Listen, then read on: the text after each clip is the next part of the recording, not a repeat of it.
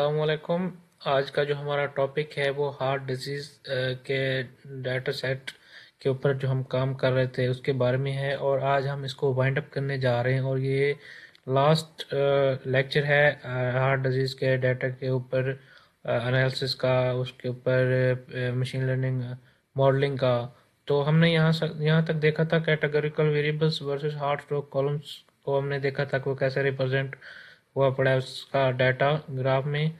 तो उसके बाद हम देखते हैं हमारे पास उसकी ऑब्जर्वेशन भी साथ में दी हुई थी कि भाई आपके पास जो ये ग्राफ हमें शो कर रहा होता है, मेल्स के जो हार्ट स्ट्रोक हैं वो ज़्यादा हैं, और वो ज़्यादातर अनएजुकेटेड पीपल्स हैं जिनको मतलब सेहत के बारे में पता नहीं होता, तो उनको ज़्यादा हार्ट स्ट्रोक की और ये सारी चीज़ें आती हैं।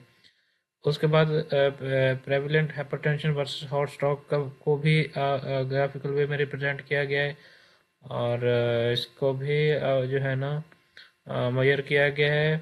और इसमें नंबर ऑफ पेशेंट्स की हिस्ट्री जो है वो हाइपरटेंशन के एक्सपीरियंस जो है वो जैसे बढ़ते हैं तो फिर हार्ट स्ट्रोक की रेशो भी बढ़ जाती है। तो ये सारा जो है ना डाटा इसमें रिप्रेजेंट हुआ पड़ा है। उसके बाद ब्लड प्रेशर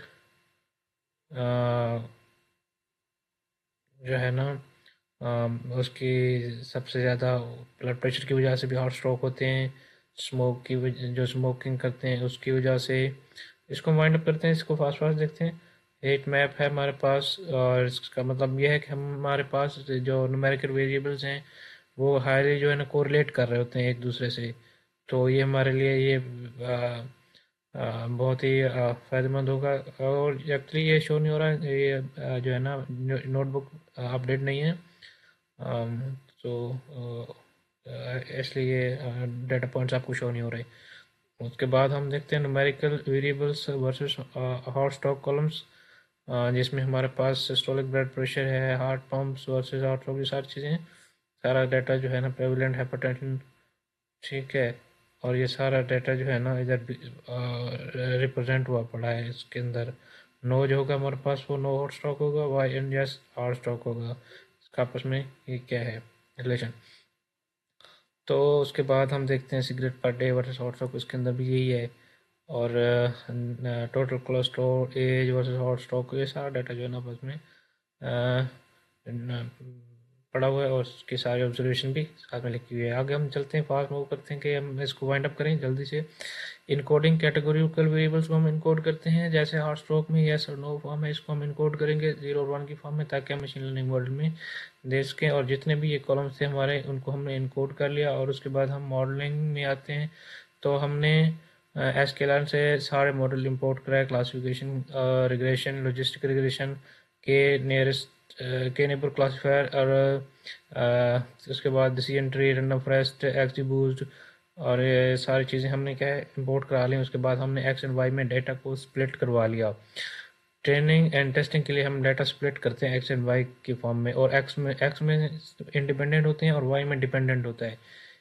और जो डिपेंडेंट होता है वो उसको हम एक्स से निकाल लेते हैं, और हम डाटा को स्प्लिट कर लेते हैं। और फिर हम देखते हैं ये हमारा फीचर सिलेक्शन वो पड़ा, ये सारे फीचर्स हमने सेलेक्ट किए हैं।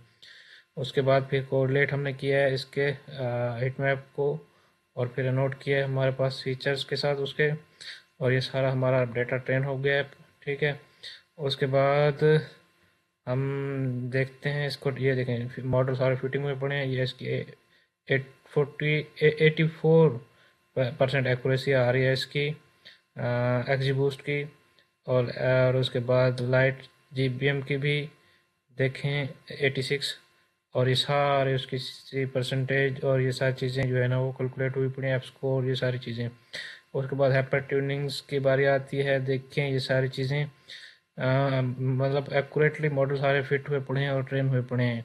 तो मज़ीद जब हम इसको देखेंगे तो हम नेक्स्ट जो टॉपिक स्टार्ट करेंगे उसमें आपको मशीन लर्निंग और सब चीज़ों के बारे में मज़ीद अपडेट करेंगे।